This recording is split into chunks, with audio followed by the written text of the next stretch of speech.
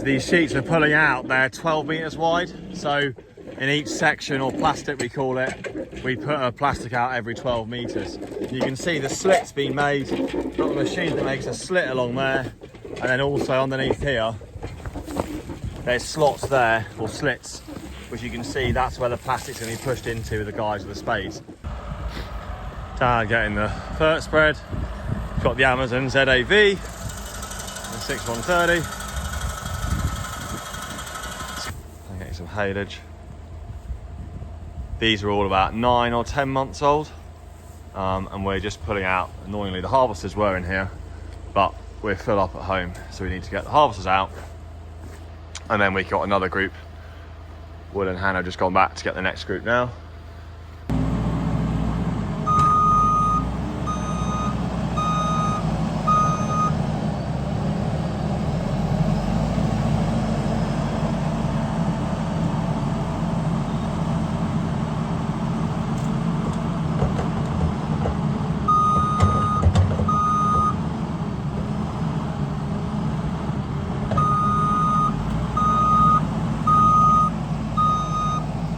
Hello everyone, welcome back to the channel, hope everyone's well.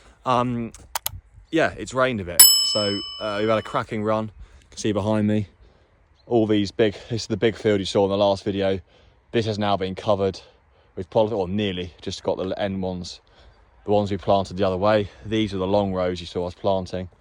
And then you've got the bit up there, which isn't quite finished yet, but wind is due to pick up quite a lot. We've got a storm coming Thursday, Friday. So we're trying to get all of the main longer sheeting done so that when they come to do those small ones, like you can see up there, they'll still manage covering that if it's a bit windy. But yeah, cracking. We've had since nearly 10-11 days of dry weather. Started ploughing not this Sunday, the week before. So yeah, made a really good progress. Bit of a random video today, just a few clips of planting from the last few days where we started the planter. Haven't got full clips of that, but we'll have a little bit more next time we start planting. Bit of cow stuff, bit of everything really. Bit of covering of plastic, not the full process, but parts of it. So enjoy the video and we'll speak to you in a bit. Dad getting the first spread. Got the Amazon ZAV, the 6130. It's got the section control. It's not got the hydraulic motors, it's just got the PTO. It's got like the GPS mapping, so it maps where you've spread. Spreading at 18 metres. Done a great job. Got ways held as well. And what it does, it will go round the outside of the field using then the John Deere's mapping system. It will map out and basically paints it a colour. So it'll map out the area and it'll paint it in. So the spreader then knows when we drive on our next track, wherever it's been filled in already, it will automatically reduce the rate and it won't over apply or overspread. So it's a really good way of actually monitoring and reducing your fertiliser usage, but also being more efficient. It's ideally, gradually,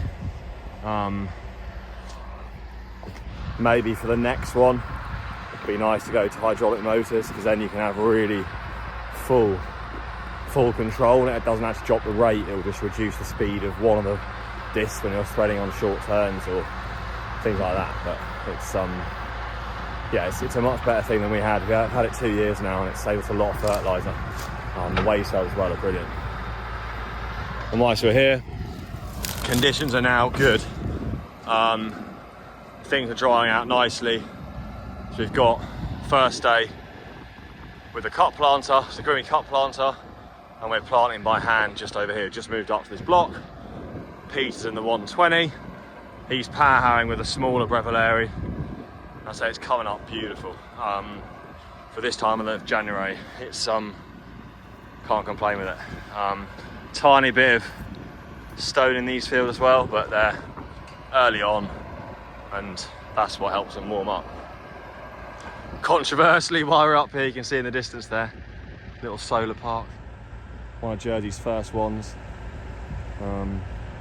Yeah, we'll leave no comment on what we think of that. But anyway, back to our spud fields. You'll see Adam here now, just coming down with a cut planter. And we'll show you a bit more about this in a minute. But lots going on. Time of year where it's all very busy. So once the field's all been planted, as you can see behind me now, Dad's closed all the ridges, potatoes are in, then we lay the polythene. This is plastic and basically helps to protect the potatoes that are under the ground, warm the temperature up quicker so they emerge quicker and they're ready to harvest quicker. Plus they'll also, if we get some cold weather, these will be fine now, but if they were up, it's about another couple of weeks time, or end of January, when their sprouts are just starting to emerge from the soil, coming out of the soil, and it goes to about 0 or -1, then the frost would actually kill the shoots and make them black and they'd die off. By having this protective sheet on, it warms it up by a few more degrees, so hopefully it protects them from the frost.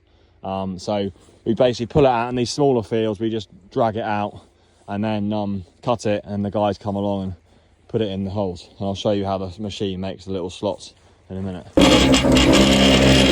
So these sheets we're pulling out, they're 12 metres wide. So in each section, or plastic we call it, we put a plastic out every 12 metres. You can see the slit's been made. We've got the machine that makes a slit along there, and then also underneath here, there's slots there, or slits, which you can see that's where the plastic's going to be pushed into with the guys with the spades. Quite tricky on this land up here. There is not much depth of soil, very stony. So it's quite hard making good slots or slits in the ground for the plastic to be put in. But we'll also add in a lot of extra, we'll put some extra like Hessian sacks to hold the plastic down, because it's very exposed up here. As you can see, the winds come straight in off the sea, and it can be, when there's force 7, force 8, force 9 winds, it's pretty bleak up here. Stunning day today. Yeah, stunning day today as we're planting it, but it can be pretty horrible. So the potatoes can take a battering if we get the wrong weather in March, but fingers crossed this year we don't. So we're also, tricky day, trying to make the most of whilst we're not so busy. We're getting some babies and heifers moved around. Alex is just moving out the trough. We had the two harvesters. I'll wipe my camera actually. That's it better. The 2 harvesters were stored in here, the 2 potato harvesters, the 2 rows. Always annoying having to put them outside, but we're full up at home at the dairy. So we've got a group of 10 who have come here now, and Will and Hannah are just getting the other group, picking them up, and they're going to come into this pen. These are all around 9 months old. They will be going outside in probably March, April time. Tiny bit of ringworm, that you can see that on that heifer's face there, that little circle, that's ringworm. Doesn't cause them any harm, it's just kind of like a skin infection. But yeah, we seem to have a tiny bit of it in one of the sheds at the farm, but it's we vaccinate for it. We find the latest vaccines, they aren't as good. But anyway, they're on kind of haylage, 9 months old. They'll be going outside in the spring, potentially March, April, all depends on the weather. But they'll be in here now for a few months. They'll be getting fed hay or haylage plus some concentrate, and there'll be another group coming alongside them, another 10. They'll be a little bit smaller, these ones, but it'll just help free up a lot more space at the farm for us, because obviously we're all year round calving, so we've always got babies being born, and gradually the shed's filling up, so Hannah needs to get it emptied so we can move up the next groups. So yeah, good job getting done. So we're also here, this is where the babies have been taken away from, those 2 end pens there. Will is now clearing them out, and then we've got to basically juggle everything. All this gets moved up. These are the youngsters recently weaned, and they'll then be moving into the end pens. These then black hutches will go to where the white hutches are, and then all get juggled around. So that's what Will's busy doing, and they're going to get them all mucked out, then pressure washed, and then the babies will gradually move up. So yeah, and then he's filling up the trailers there, another trailer there. But it's just getting everything reorganised that we can then jiggle everything around that make space for the next ones they're going to import. Drizzly day, as I said before, so it's also getting some manure spread. This had with his boys from Home and Farm, Jason on the JCB and John spreading.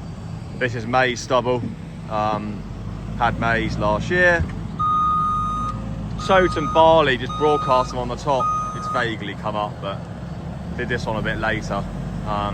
This is all manure that's come from our dry cow pens. So our dry cow pens, they're all on loose, fed them on straw, and then yeah, we spread that every day with the Lucas. Then we store it, and we can spread it before the next crops go in. This is quite light, this field, so we'll be going into potatoes in the next few weeks, hopefully. Yeah, it's good to get it done. Little bloody rat running away. Good to get it done while it's not too wet. That can be the one negative sometimes of spreading muck in early spring. You can make a bit of a mess on the field, but this hopefully is not make too much of a mess. And, yeah, get it all spread.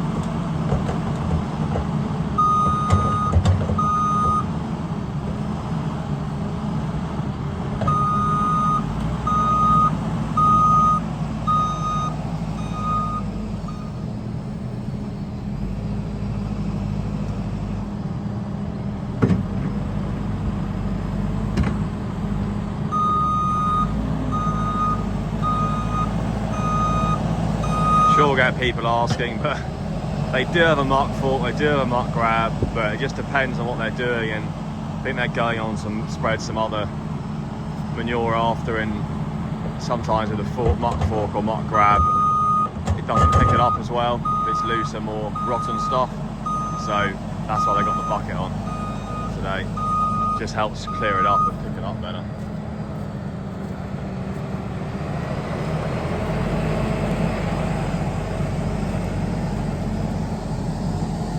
And that's the Bunnings spreader, rear discharge. Does a really nice job actually of spreading it nice and evenly.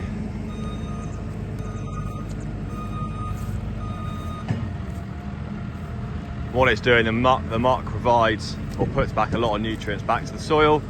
Maize takes off quite a bit of P and K, phosphorus and potash, but the muck helps quite a bit with putting that back.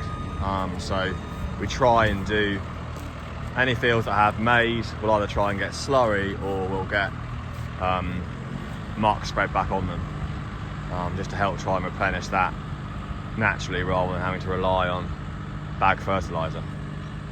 We'll also be spreading bag fertilizer as well, but this kind of reduces how much you have to spread.